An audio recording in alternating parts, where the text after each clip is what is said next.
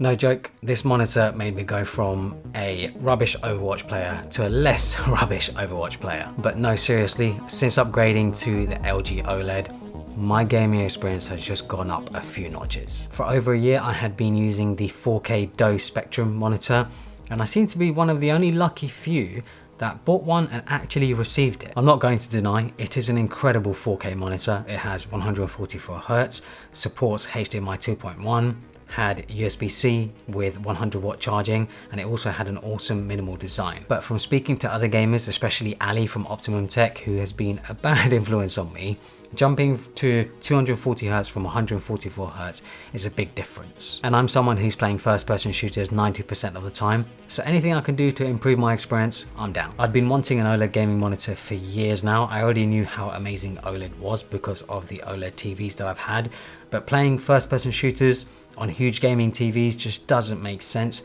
I've always preferred gaming on a 24 to 27-inch monitor. Anything smaller, anything bigger, yeah, it just doesn't work for me. I did try a 32-inch monitor for a little while, and even 32 inches just felt too big. That's what she said.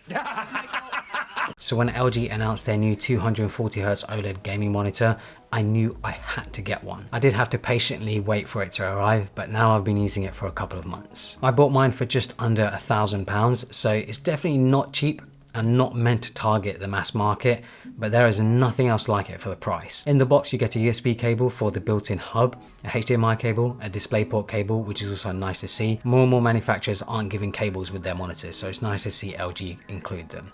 There's also an external power brick. You get a remote with the monitor, which isn't common, but incredibly useful to have. It's much quicker than using the monitor mounted controls. The remote gives you quick access to a bunch of stuff like volume, brightness, and input, and there's even 2 shortcut buttons which can be set to customizable presets. From the front, the monitor is pretty minimal. The bezels are super thin, but there is a small chin on the bottom. Kind of wish the chin wasn't there, but it does house the IR receiver. It has an anti-reflective matte coating, which does a great job of minimizing reflections, but I do wish there was a glossy option.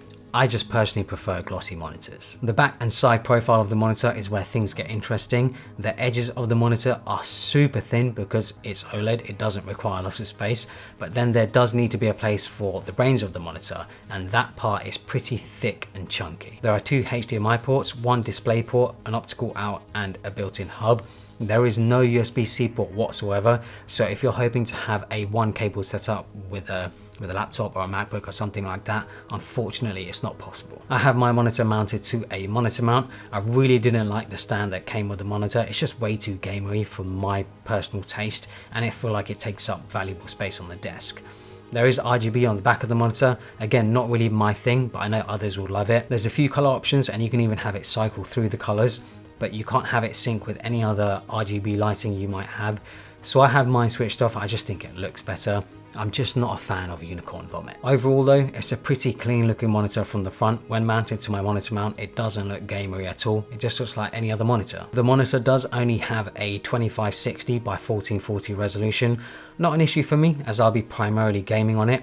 But if you're someone who wants to use this monitor for work, whether it be Word documents, coding, or anything heavily text-based, you will definitely see the pixels. It's not going to be anywhere near as sharp as a proper 4K monitor. So just wanted to show you the menu that you get on the screen. This is all controlled by the remote here. You can bring up the menu very quickly. You can see how rapid that is. And yeah, it's actually very, very responsive. We can see that we're at 240Hz. We have adaptive sync on, HDR off, and then we can go through some of the settings here. So we have different game modes as well. This will adjust the screen.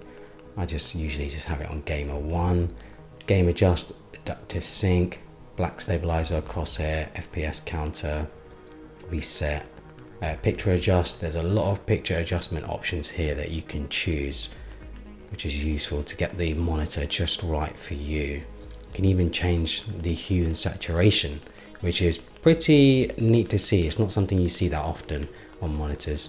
And of course you can reset the picture options as well. Input, you can of course see your inputs. You can change aspect ratio, auto input switch, which is very useful because sometimes I switch to my PS5 instead of my PC, and instead of picking up the remote and changing the input, it does it all for me. General, we have a lot of options here. Language, this is the lighting, so we can have it cycle through the lighting. We can have different colors as well. And then we also have user defined key. So on the remote, you have two customizable options and you can basically set them to whatever you like here. So if you need to change something very quickly with the customizable options, you can do that. Sound output, choose between the two here. Headphone X options, smart energy saving. I think by default it's on high, but I have mine on low.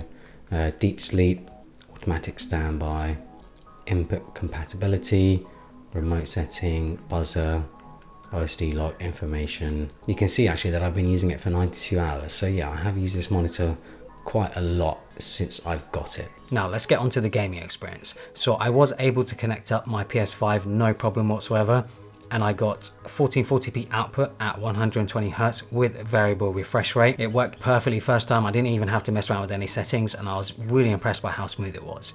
It very much depends on the games you play, but any games that support 120 Hz should have no issue here. And of course, with it being OLED, the blacks are actually black, the contrast is incredible, and the colors look fantastic. It's difficult to describe how good OLED looks until you see it side by side with a normal non-OLED screen. However, this monitor isn't really targeted at people who have a PS5. It's definitely targeted at PC gamers who want to game at 240 Hz. My recent PC build does exactly that. It's a small form factor build that's packing a Ryzen 7950X and a 4080, and it's more than capable of outputting 1440p at 240 Hz. I've been mostly playing Overwatch 2 on it, and guys, I really can't overstate how much this has completely changed my gaming experience playing on an OLED monitor at 240 Hz. It is absolutely incredible. When I switched from 144 Hz to 240 Hz, I'm not gonna lie, I assume it's what it's like being on crack, because the experience is completely different. Of course, I've never tried crack. Please do not do drugs, kids. But yeah, like the experience with it, there's nothing like it. The responsiveness is absolutely insane. The input response from me physically moving my mouse on the desk in the real world to then seeing the crosshair on the screen move feels like I'm just directly connected to the screen.